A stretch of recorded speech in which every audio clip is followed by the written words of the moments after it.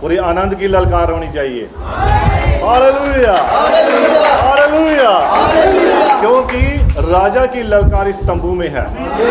और हमारा राजा कौन है? प्रभु यीशु मसीह हमारा राजा है। तो राजा की ललकार इस तंबू में, तंबू ये चर्च नहीं है, तंबू वो हमारा शरीर है। हालेलुया। राजा की ललकार यहाँ से निकलनी चाहिए। हालेलुया। प्रभु यीशु मसीह आप सभी को बरकत या आशीष दे। और आइए हम सभी वचन में जाएंगे और यूहन्ना की अंजील पहला अध्याय पहली आयत पढ़ेंगे। यूहन्ना की अंजील। आदि में वचन था और वचन परमेश्वर के साथ था और वचन परमेश्वर था। यही आदि में परमेश्वर के साथ था। सब कुछ उसी के द्वारा उत्पन्न हुआ और जो कुछ उत्पन्न हुआ है उसमें से कोई भी वस्तु उसके बिना उत्पन्न नहीं हुई।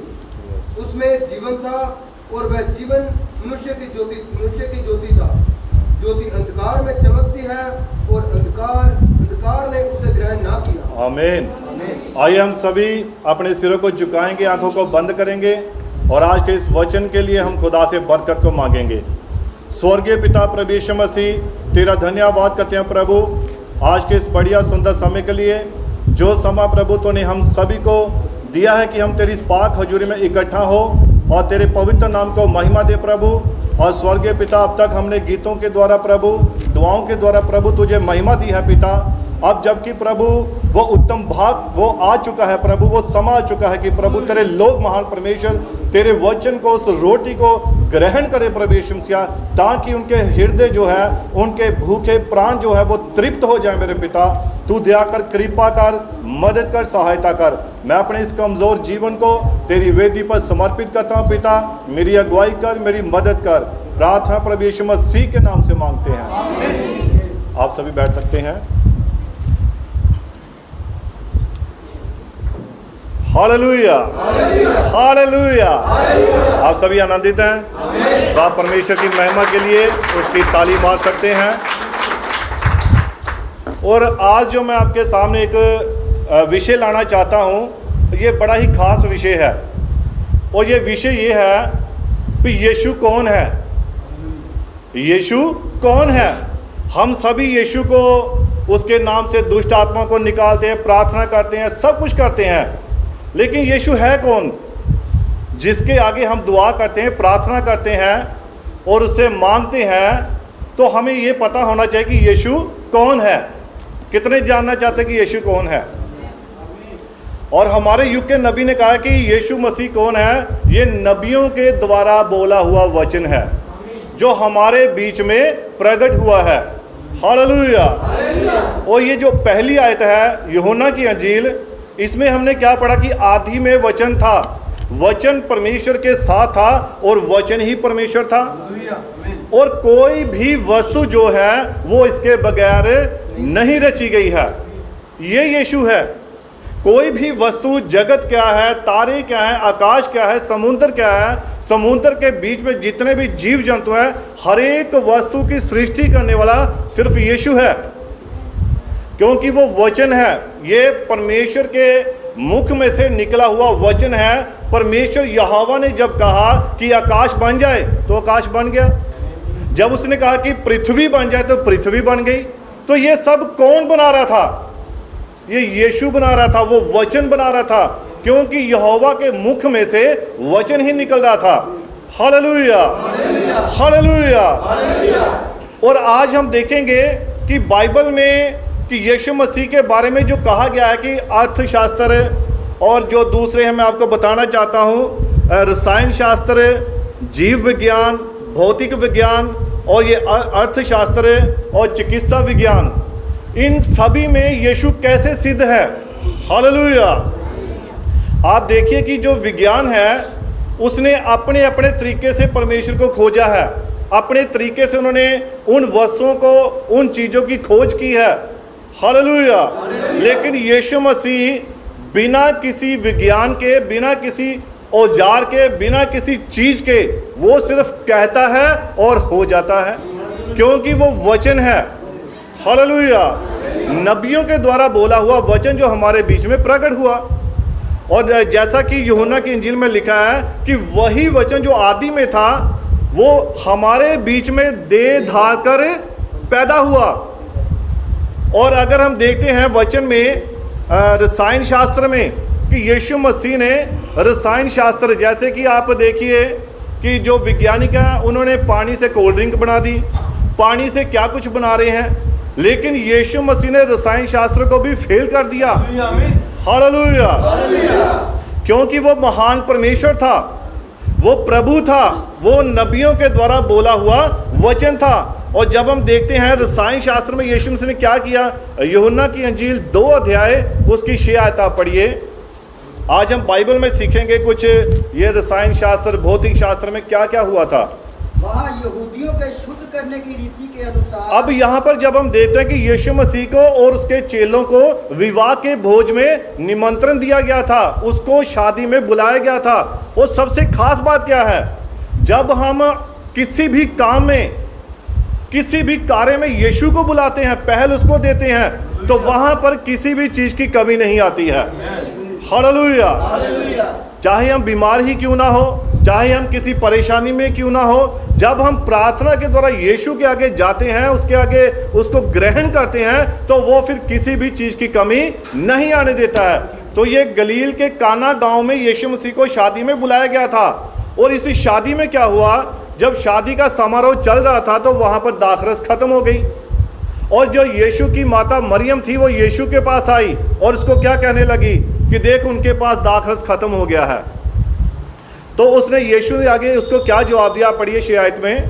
वहाँ यहूदियों के शुद्ध करने की रीति के अनुसार पत्थर के 6 मटके धरे। वहां पर यहूदियों की रीति के अनुसार पत्थर के 6 जो मटके वो रखे हुए थे, और यीशु मसीह ने उन मटकों को पानी से भरने के लिए कह दिया। Hallelujah, hallelujah. ये रसायन शास्त्र यीशु मसीह ने यहाँ पर रसायन शास्त्र में किस प्रकार से सिद्ध किया कि वो भी यीशु मसीह के द्वारा ही पूरा होता है। हाँ जी, पढ़िए आगे। जिनमें 2-2, 3-3 मन समाता था। जिनमें 2-2, 3-3 मन पानी समाता था। और एक मन कितने का होता है, 40 किलो का होता है। तो यानी कि 2-2 मन या 3-3 मन तक, यानी 120 तक, 3 चौके 12, 120 लीटर पानी उसमें समाता था। और यीशु ने उन मटकों को भरने के लिए कह दिया। और जब यीशु ने उनको ये कहा कि इन मटकों को पानी से लबालब भर दो, तब उसने क्या कहा कि इसमें से पानी निकालकर, जो कि यीशु मसीह के अनुग्रह से वो दाखरस बन चुका था, और उसको भोज के प्रधान के पास ले जाओ और उसको चखाओ। तब उसने क्या कहा, पढ़िए आगे। यीशु ने उनसे कहा, मटकों में पानी भर दो। हाँ जी। उन्होंने उन्हें मुँह भर दिया, और उन्होंने उसको लबालब मुंह तक भर दिया। तब उसने उनसे कहा, हाँ जी, अब निकाल कर भोज के प्रधान के पास ले जाओ। अब इसमें से जो पानी है, जो कि दाखरस बन चुका था, रसायन शास्त्र, विज्ञान कैसे कोल्ड ड्रिंक बनाता है या कोई और पेय पदार्थ बनाते हैं, लेकिन यीशु मसीह ने यहाँ कोई मिलावट नहीं की, उसने यहाँ पर कोई रंग नहीं डाला, इसने यहाँ पर कुछ ऐसा नहीं किया। सिर्फ क्या कहा कि मटकों को भर दो। उसके कहने मात्र से ही मटके जो थे, जो उसके अंदर पानी था, वो दाखरस में बदल चुका था। हालेलुया। तो जहाँ पर यीशु होता है वहाँ पर किसी भी चीज़ की कमी नहीं हो सकती है। हालेलुया। हाँ जी, आगे पढ़िए। और वे ले गए। हाँ जी। जब भोज के प्रधान ने वह पानी चखा, और जब भोज के प्रधान ने उस पानी को चखा, जो दाखरस बन गया था, जो दाखरस बन गया था, वो नहीं जानता था, वो नहीं जानता था कि वह कहाँ से आया है, कि वह कहाँ से आया है। और उसको ये नहीं पता था कि ये दाखरस कहाँ से आया है, क्योंकि वो तो खत्म हो चुका था। लेकिन उनको नहीं पता था कि ये कहाँ से आया है। हाँ जी। परंतु जिन सेवकों ने पानी निकाला था, परंतु जिन सेवकों ने पानी निकाला था, जिन्होंने इस पानी को मटकों को भरा था, वो जानते थे कि तो यीशु ने कहा था ऐसा करने के लिए। आज जो लोग, जो विश्वासी भाई बहन हैं, यीशु की बात मानते हैं, उनके जीवन में यीशु मसीह कार्य करता है। और यीशु कैसे बोलता है? क्या वो स्पष्ट आपके सामने आकर बोलता है? नहीं, उसने इस वचन के द्वारा बोलना है, इस बाइबल के द्वारा आपसे बात करनी है। जब आप इस बाइबल को पढ़ते हो तो ये आपको पढ़ाती है। Hallelujah, hallelujah, hallelujah. हालेलुया। हाँ, आगे पढ़ लीजिए। परंतु जिन सेवकों ने पानी निकाला था, हाँ जी, वे जानते थे, तो भोज के प्रधान ने दूल्हे को बुलाकर उससे कहा, हाँ जी। हर एक मनुष्य पहले अच्छा दाखरस देता है। अब जो भोज का प्रधान था उसने दूल्हे को बुलाया। क्यों भाई? सभी क्या करते हैं, सबसे पहले जो बढ़िया वाली देते हैं, बढ़िया जो जिससे ज़्यादा उनको उत्तेजना हो, ज़्यादा उनको नशा हो, तो सबसे पहले जो शादी के समारोह में क्या करते हैं, जिसमें सबसे तेज नशा हो वो देते हैं। हाँ जी। और जब लोग पीकर छक जाते हैं, और जब लोग पीकर मदहोश हो जाते हैं, शक जाते हैं, भर जाते हैं उससे, हाँ जी, तब मध्यम देता है। फिर वो क्या करता है, जो हल्की वाली होती है, जो फिर बाद में सबसे पहले महंगी वाली लेकर आएंगे, उसके बाद जब देखते हैं भी इनको नशा हो गया है या इन्होंने ज़्यादा पी लिया है, तो अब ये क्या करेगा, वो हल्की वाली जो सस्ती वाली की है वो लेकर आएगा और वो उनको देगा।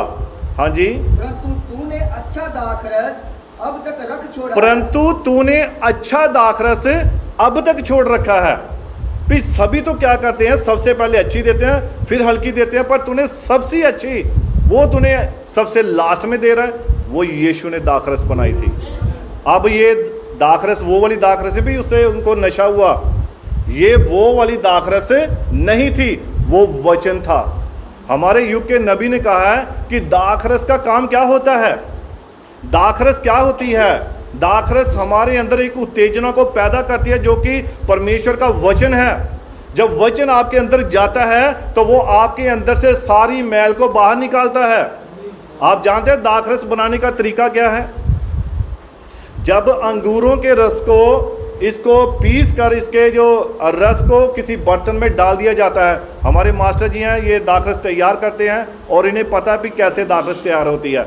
और जब उस अंगूर के रस को उस बर्तन में डाल दिया जाता है तो फिर क्या होता है, उसमें कुछ दिनों के बाद सारी गंदगी बाहर आ जाती है और उसको छान लिया जाता है। फिर उसके बाद कुछ दिनों के लिए फिर उसको छोड़ दिया जाता है और फिर उसमें से जो गंदगी होती है वो बाहर आती है। इस प्रकार से हर 10-15 दिन के बाद, हफ्ते के बाद उसमें से जो भी गंदगी है वो बाहर आ जाती है। और क्या होता है, एक दिन क्या होता है, उसमें गंदगी आना बंद हो जाती है। हालेलुया। और वो एक शुद्ध मैं बन जाती है। वैसे ही एक विश्वासी का जीवन होता है। जब कोई विश्वासी चर्च में नया नया आता है, वो हर रोज पहले हफ्ते वचन को सुनता है, उसको पहले दिन बहुत लगता है, अरे आज वचन सारा मेरे ऊपर प्रचार कर दिया, जो कुछ भी बोला गया है सब मेरे ऊपर ही लगा दिया गया है। और उसमें से वो गंदगी वो बाहर निकलती है, उसमें जो कमी होती है, घटी होती है, गलत विचार, गलत सोच होती है, वो सब क्या होते हैं, बाहर निकलते हैं। पहली बंदगी जब अटेंड करता है, फिर अगले हफ्ते फिर आता है, फिर वचन सुनता है, वचन अंदर जाता है, उसमें से गंदगी को बाहर निकालता है, फिर वो शुद्ध होना शुरू हो जाता है। धीरे धीरे एक दिन वो शुद्ध विश्वासी बन जाता है। हालेलुया। एक दिन वो शुद्ध विश्वासी बन जाता है, उसमें से सारी गंदगी बाहर आ जाती है। ये दाखरस बनाई थी यीशु मसीह ने, जिससे हमें क्या होती है, उत्तेजना होती है परमेश्वर के वचन के लिए। नहीं, हमने चर्च में जाना ही जाना है, चाहे लॉकडाउन लग जाए, चाहे कुछ भी हो जाए, चाहे हमारा नुकसान ही क्यों ना होए, हमें चर्च में जाना ही जाना है। Hallelujah, hallelujah. कौन सी वस्तु हमें मसीह के प्रेम से अलग कर सकती है? क्या कोई ऐसी चीज है जो हमें मसीह के प्रेम से अलग कर सकती है? कुछ भी नहीं है। Hallelujah, hallelujah. अब जीव विज्ञान में देखिए, इसमें यीशु मसीह ने अपने आप को कैसे सिद्ध किया। यीशु कौन है? वो जीव विज्ञान का भी यीशु है, वो जीव विज्ञान का भी परमेश्वर है। हालेलुया। हम यहाँ पर देखते हैं कि वो सामान्य गर्भाधान के द्वारा पैदा हुआ। अब मास्टर जी बोल रहे थे कि यीशु ना तो किसी मनुष्य की इच्छा से, ना किसी और की इच्छा से, केवल परमेश्वर की इच्छा के द्वारा पैदा हुआ। Hallelujah, hallelujah. आप इसको पढ़िए, यूहन्ना की इंजील पहला उसकी 13 आयत पढ़िए। वे ना तो लहू से ना शरीर की इच्छा से, वह तो ना तो लहू से और ना ही शरीर की इच्छा से, अब देखिए, थोड़ा रुकिए 2 मिनट के लिए। जब शादी होती है तो जब माता पिता उनके विचार होते हैं कि हमें औलाद चाहिए, और फिर जब वो इकट्ठे होते हैं तब जाके जो उनके आगे औलाद पैदा होती है। लेकिन यीशु मसीह के बारे में ऐसा नहीं था। ये मनुष्य की इच्छा से पैदा नहीं हुआ, ना ही ये लहू से, ना ही मांस से पैदा हुआ। हालेलुया। हालेलुया। ये किसके द्वारा पैदा हुआ? आप पढ़िए इसको। वे ना तो लहू से, ना शरीर की इच्छा से, ना ही शरीर की इच्छा से, ना मनुष्य की इच्छा से, और ना ही मनुष्य की इच्छा से, परंतु परमेश्वर से उत्पन्न हुए। परंतु परमेश्वर से उत्पन्न हुआ। कौन? यीशु मसीह। वो जीव विज्ञान का भी परमेश्वर है, उसके पास सामर्थ्य है, वो अपने आप को एक कवारी के गर्भ में डाल सकता है। वो परमेश्वर है। हालेलुया। हालेलुया। उसके लिए सब कुछ संभव है। हालेलुया। हालेलुया। वो ऐसे ऐसे काम करके बता सकता है जो हमारी समझ से परे हैं। हमारे ना वो सोच में आते हैं, ना हमारे विचार में आते हैं। हालेलुया। हालेलुया। हालेलुया। हालेलुया। हाँ जी, आगे पढ़ लीजिए। और वचन देहधारी हुआ, और वचन देहधारी हुआ, और अनुग्रह हाँ और जी। सच्चाई से परिपूर्ण हो, और अनुग्रह और सच्चाई से परिपूर्ण होकर हमारे बीच में वास किया। किसने? यीशु मसीह ने। हालेलुया। वो किसी मनुष्य की इच्छा से पैदा नहीं हुआ, बल्कि परमेश्वर की इच्छा से। यहोवा परमेश्वर। हालेलुया। अब जब हम देखते हैं भौतिक विज्ञान में, उसमें वो कैसे उसमें परमेश्वर है। आप इसको पढ़िए, प्रेरितों के काम 1 अध्याय उसकी 9 आयत से, कि यीशु मसीह ने यहाँ पर न्यूटन के जो उसने एक नियम बनाया था। न्यूटन का क्या नियम था? गुरुत्वाकर्षण शक्ति। कोई भी चीज ऊपर फेंको वो नीचे ही आएगी। ऐसा ही होता है।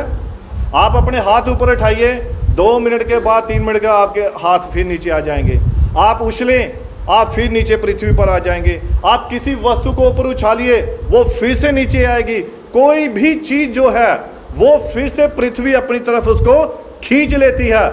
लेकिन यीशु मसीह के बारे में ऐसा नहीं था। हालेलुया।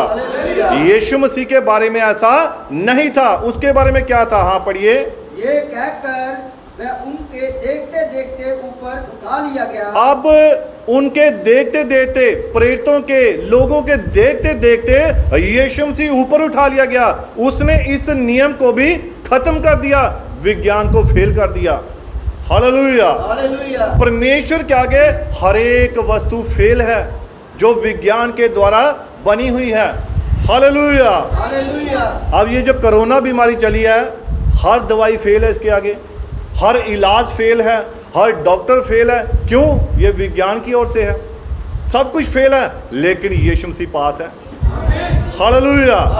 उसके लिए कोई भी कार्य असंभव नहीं है, बल्कि वो असंभव को संभव करने वाला परमेश्वर है। हालेलुया। हालेलुया।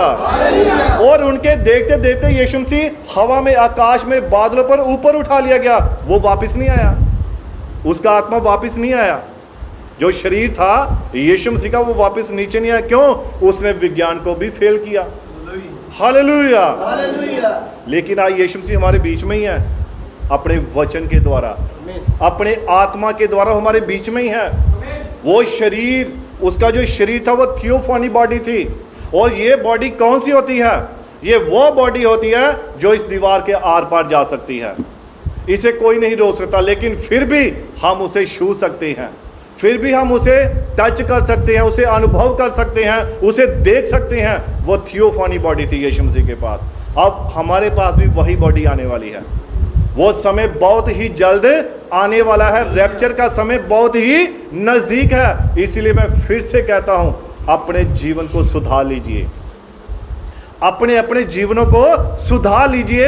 ऐसा ना हो कि कोई जन पृथ्वी पर ही रह जाए और वो यहाँ पर देखे भी, भाई मेरे साथ वाले कहाँ गए?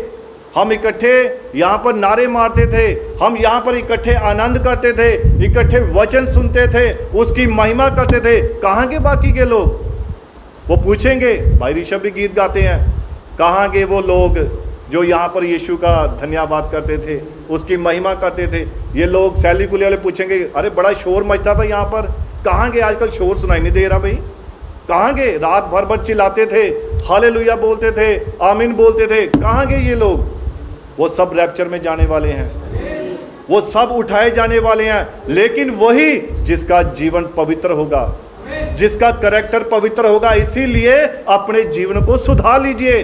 अब अभी भी अगर कोई कमी है, कोई घटी है, आपके पास समय है, ये अभी भी समय है। ये ग्रेस का समय, कृपा का समय खत्म होने वाला है। फिर कोई भी दया नहीं होगी, सिर्फ न्याय ही न्याय होगा।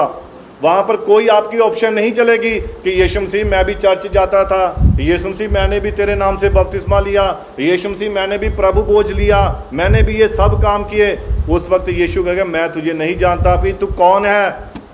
क्या तेरे अंदर वो वचन पाया गया? क्या जब तू पृथ्वी के ऊपर था, जो समय था, क्या तूने अपना जीवन सुधारा? क्या तूने उसके अनुसार वचन के साथ अपने जीवन को गुजारा? यीशु ये सवाल पूछेगा। वो आपके अंदर अपने वचन को देखेगा। Hallelujah, hallelujah.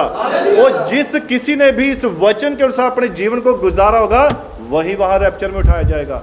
अगर जरा सी भी हमारे जीवन में कोई कमी है तो हमारे पास समय है, हम पश्चाताप करें, हम अपने होठों से उसका अंगीकार करें, अपनी गलतियों को माने, घुटनों के बल आ जाएं, दुआ करें, रोएं, चिल्लाएं, आंसू बहाएं कि प्रभु मुझे क्षमा कर, प्रभु मुझे माफ कर, क्योंकि अब रैप्चर का समय बहुत नज़दीक है। उठाया जाना बिल्कुल ही द्वार पर है, ये पता नहीं कब हो जाए। Hallelujah, hallelujah. मैं आपको थोड़ा सा बताना चाहता हूँ, ऐसा है नहीं है, लेकिन वो बात तो सिर्फ पिता ही जानता है रैप्चर का समय कब है। हो सकता है जैसे बाइबल कहती है, जैसे रात को चोर आता है वैसे उसका आना हो, और वैसे ही है। जिस प्रकार से रात को चोर आता है उसके आने का पता होता है किसी को? अगर हमें पता होता भी रात को 3 बजे चोर आएगा तो हम तो डंडे लेकर बैठ जाएंगे, हम तो उसको अंदर नहीं आने देंगे, अगर हमें पता है। लेकिन बाइबल कहती है प्रभु का दिन ऐसे आएगा जैसे रात को चोर आता है। हालेलुया। और उसका कोई पता नहीं था, आप 12 बजे तक जागते रहोगे, 2 बजे जागते रहोगे, 3 बजे तक जागते रहोगे, जैसे ही नींद आई वैसे ही आ जाता है वो। और सुबह पता लगता है हाँ भी अरे वो चोर तो अपना काम कर गया। लोग कहेंगे अरे वो तो रैप्चर हो गया, पता नहीं लगा कब रैप्चर हुआ। Hallelujah, hallelujah. इसीलिए अपने जीवनों के प्रति सचेत हो जाइए, चकन्ने हो जाइए। हमें बड़े ही ध्यान के साथ इस वचन को पढ़ना है और सुनना है, और सबसे बेहतर इसके अनुसार चलना है। Hallelujah, hallelujah. अर्थशास्त्र में यीशु मसीह ने कैसे सिद्ध किया अपने आप को? अर्थशास्त्र का मतलब समझते हैं आपने? किसी भी चीज़ का अर्थ निकालना। कैसे हो गया भाई ये? ऐसे नहीं हो सकता है, पर ये कैसे हो गया? उसमें सवाल अर्थ पेश करते हैं। आप देखिए कि यीशु मसीह ने 2 मछलियां और 5 रोटियां कितने लोगों को खिला दी? 5000 लोगों को खिला दी। तो ये हो सकती बात? ऐसा हो सकता है 2 मछलियां और 5 रोटियां 5000 लोग खा जाएं, और वो भी सिर्फ पुरुष? और स्त्रियों और बच्चों की गिनती यहाँ नहीं है, सिर्फ पुरुषों की गिनती है। तो इसका मतलब कम से कम अगर 5000 पुरुष थे तो हो सकता है उनकी 5000 उनकी पत्नियां भी थी। और अगर उस समय, आज तो 2-2 बच्चे हैं, एक बच्चा है, उस वक्त बच्चे कितने होते थे? बच्चे भी हमारे युग के नबी जिसके बारे में शायद जॉन वेस्ली है ना, हाँ, उसके 19 भाई बहन थे। तो इतने बच्चे होते थे उस वक्त। तो आप देखिए भी यहाँ पर बाइबल में बच्चों की गिनती नहीं की गई, औरतों की गिनती नहीं की गई, लेकिन सिर्फ पुरुषों की गिनती गई, 5000 पुरुषों को। तो इसका मतलब कम से कम वो 10, 15, 20 हजार लोगों ने खाना खाया। कितनी रोटियां थी? 5 रोटियां। और मछलियां कितनी थी? 2 मछलियां। तो यीशु ने इस अर्थशास्त्र को भी फेल किया। वो सृष्टिकर्ता परमेश्वर है, वो उद्धारकर्ता परमेश्वर है, वो जो कहता है वही हो जाता है। Hallelujah, hallelujah. आप इसको पढ़ लीजिए, मरकुस की इंजील 6 उसकी 39 आयत 39 आयत में। बस मैं जल्दी ही खत्म करूंगा। तब उसने उन्हें आज्ञा दी कि सबको हरी घास पर पांति पांति से बिठा दो। तब यीशु मसीह ने अपने चेलों को आज्ञा दी कि लोगों को पांति पांति में लाइनों में बिठा दो। हाँ जी। वे 100 और 50 करके पांति पांति बैठ गए। और वह 100 50 करके लाइनों में बैठ गए। उसने उन 5 रोटियों को और 2 मछलियों को लिया।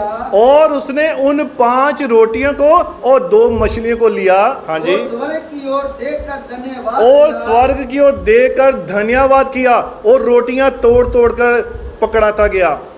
और यीशु मसीह टोकरी में से एक रोटी उठाई, उसको दी, वो आगे रोटियां बनती गई। नबी कहता है एक बार एक बच्चे ने सवाल किया नबी से।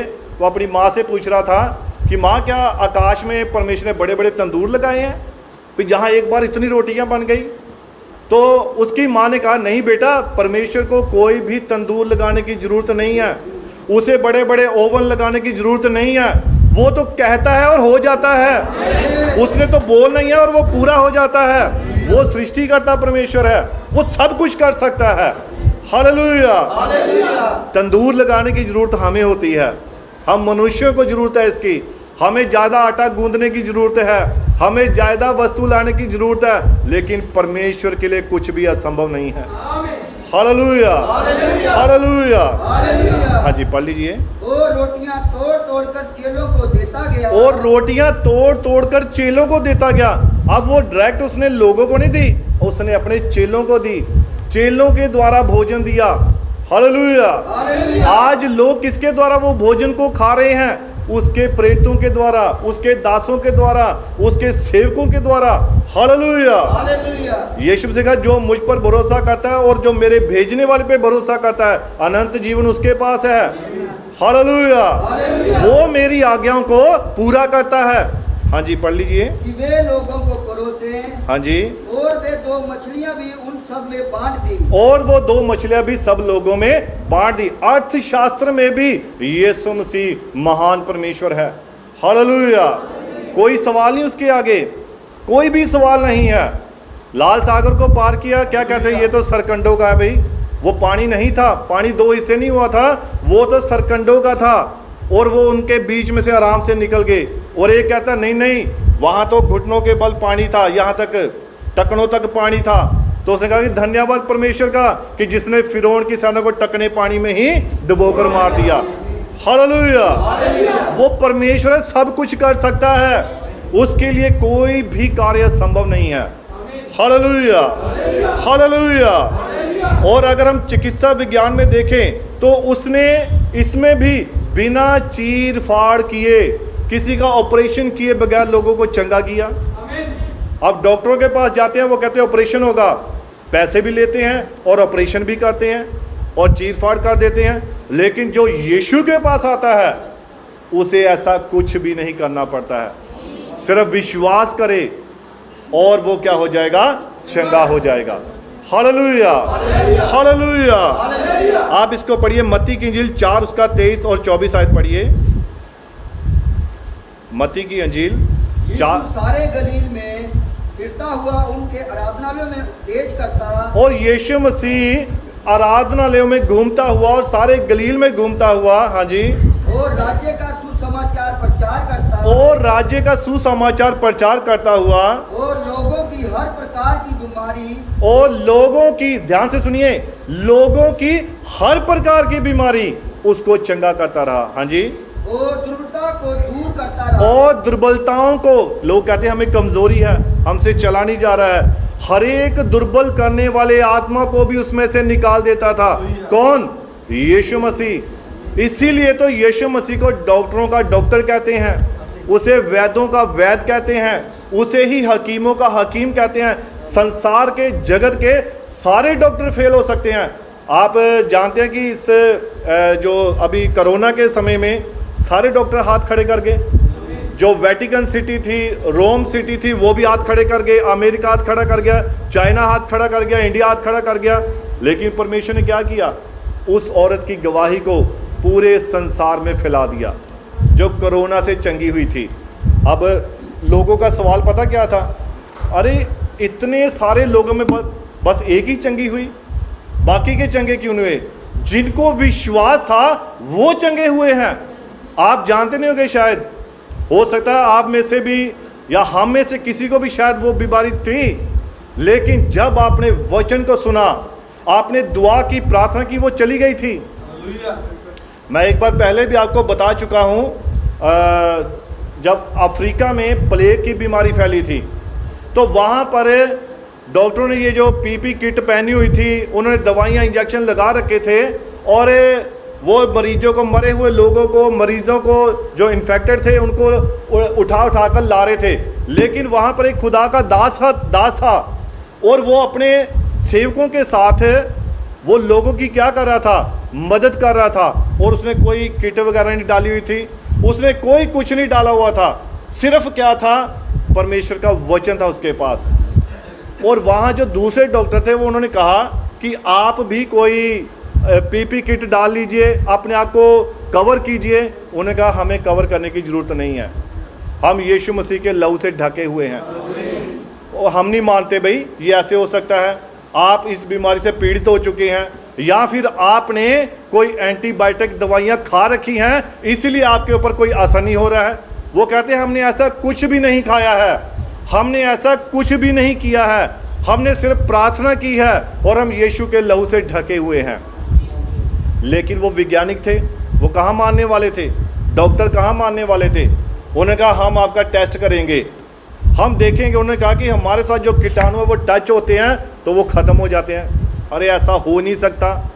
तो उन्होंने क्या किया, उन पास्टर को और उसके जो साथ में सेवक लोग थे, भाई लोग थे, उन सभी का उन्होंने टेस्ट किया और उनका ब्लड लिया और उनके ब्लड के साथ क्या किया, उन्होंने उस इफेक्टेड जिसको बीमारी थी उसके ब्लड को निकाला। और जब इनके खून से उसको टच किया, माइक्रोस्कोप से उन्होंने देखा, तो जैसे ही वो कीटाणु वाला खून इस सेवादार के खून से टच हुआ, वो सारे कीटाणु खत्म हो गए। हालेलुया। आप नहीं जानते कि आपके अंदर कौन सा आत्मा है, आपके अंदर कौन सी सामर्थ्य है। आप जब एक विश्वासी जन निकलता है तो उसकी परछाई से रोगी चंगे हो जाते हैं, उसके शरीर से रुमाल और पटुके सुहा कर जब बीमारों के ऊपर, दुष्ट आत्माओं से जकड़े के ऊपर डाले जाते हैं, वो आज़ाद हो जाते हैं और चंगे हो जाते हैं। हालेलुया। बाइबल कहती है, बाइबल में लिखा हुआ ऐसा ही लिखा है, पतरस की परछाई से रोगी चंगे हो जाते थे। आप आज एक जब विश्वासी बाहर निकलता है, एक सेवादार जब बाहर निकलता है, उसके परछाई से ही लोग चंगे हो जाते हैं और उनको पता भी नहीं चलता है, खुद सेवादार को नहीं पता चलता है कितने लोग चंगे हो गए हैं। और कई बार किसी को जो बीमारी होती है वो घर में जाता है, अरे आज मुझे लग रहा है आज मेरा शरीर कुछ ठीक लग रहा है, ये नहीं पता वो किसके साथ टच हो गया है। हालेलुया। क्यों? क्योंकि उनके अंदर क्या है, खुदा का वचन है, वो खुदा के यीशु के लहू से ढके हुए हैं। यीशु मसीह चिकित्सक विज्ञान का भी परमेश्वर है, वो बिना ऑपरेशन किए इलाज करता है। वो सिर्फ कहता है और लंगड़ा चलने लग पड़ता है, वो सिर्फ बोलता ही है, देखता ही है, दुष्ट आत्मा निकल जाती है। उसके देखने मात्र से ही दुष्ट आत्मा निकल जाती है। Hallelujah, hallelujah. और आप देखिए कि इतिहास में भी वो इब्रानियों 13:8 में लिखा है कि यीशु मसीह, ये ऊपर आयत लिखी हुई है, बहुत बार इस आयत को आपने पढ़ा है, यीशु मसीह कल, आज और जुगानुयुग एक सा है। वो पुराने नियम में देखिए आप उसको, यीशु को, उससे पहले भी था, नए नियम में भी है और आने वाले समय में भी वो है। वो वर्तमान का परमेश्वर है। Hallelujah, hallelujah. और अगर हम इसको सरकार के मामले में देखें, उसने कहा कि वह अद्भुत युक्ति करने वाला है। यीशु मसीह अद्भुत युक्ति करने वाला। यशायाह की पुस्तक जब हम पढ़ते हैं, वहाँ पर 9 अध्याय और उसकी 6 आयत में वहाँ पर क्या लिखा, पढ़िए।